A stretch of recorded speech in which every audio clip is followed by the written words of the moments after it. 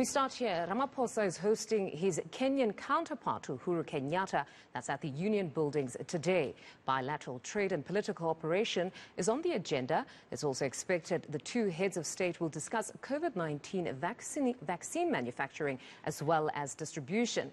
Kenya has embarked on an ambitious campaign to vaccinate millions of its citizens before December.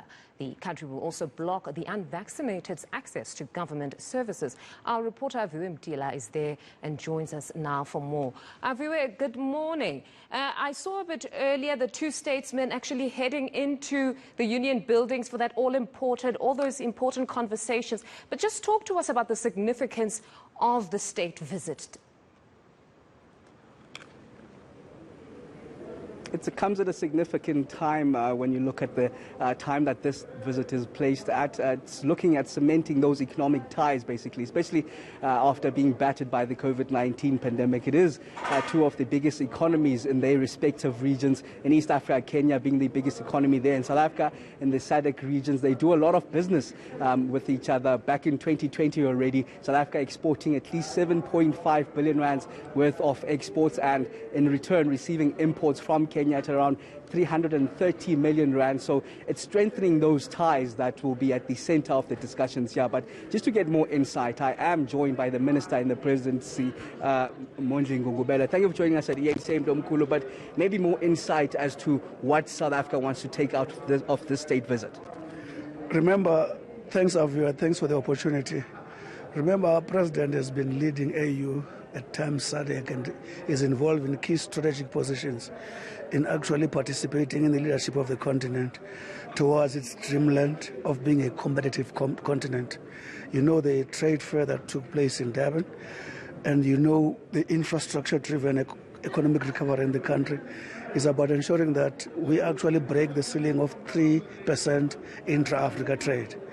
When these two big economies sit and improve the elements of their relationship, it actually ensures that a bigger result comes. You've already explained yourself, what do we sell to them and what do we buy from them? We need to improve that because we need to also rise together. And it's also key in the sense that the economy of the East and the economy of SADC, all those economies rising together from this relationship, it's a good, what to call, for Africa.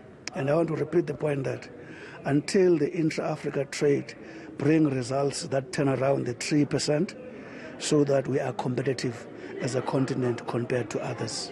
Speaking about intra-Africa trade, of course, President Uhuru Kenyatta will be visiting Transnet's engineering there. Any specific reason why, given the railway lines even between Kenya and South Africa? Listen, the connectivity in Africa is very fundamental, both from the point of rail, information flow, energy, and a number of network infrastructure. Making sure that we actually lift those and bring them to a level and unleash the potential that lies in there is also amongst the purpose of that visit. Okay, Minister, I want to touch on concerns then around the 60 businesses that we do understand are in Kenya, given the neighboring countries there, such as Sudan, war-torn, and Ethiopia, where a lot of terrorist attacks happen. Any insight into how to protect these businesses and, in fact, even going in to mediate maybe? Interestingly, what's fundamental when you deal with that issue is not about a specific business.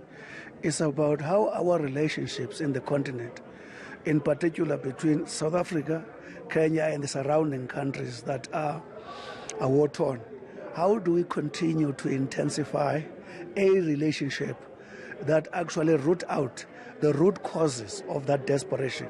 Because most of the African wars are socio-economically rooted. When there is peace, there is guaranteed prosperity. We need to give hope through the kind of relationships we have. This relationship should be one of those that add its penny's worth in improving that relationship. Then the future of those businesses lies in that kind of harmony that emanates from the peaceful nature of the relationship we struck.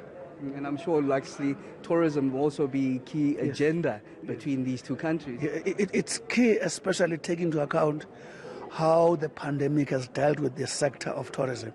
We need to find ways to deal. Remember, we had a challenge with Britain about them questioning whether they were ready to accept movement between us. That's the most affected, what we call, sector, and it's a sector which creates more job, which accommodate even the semi-skilled people. No country, especially in the developing world, can afford a dysfunctional and a paralyzed tourism sector. Okay, thank you very much. The Minister and the President, she is Mondli Ngubela, just giving us insight on this state visit by President Uhuru Kenyatta from Kenya. Of course, we're expecting more details from the two statements, President Ramaphosa as well as President Kenyatta, just on even the memorandum of agreements that will be signed here. We do understand that it's around international cooperation, home affairs, as well as that tourism sector that was just mentioned here, as they try to cement economic ties going forward, especially coming from the back foot of COVID-19.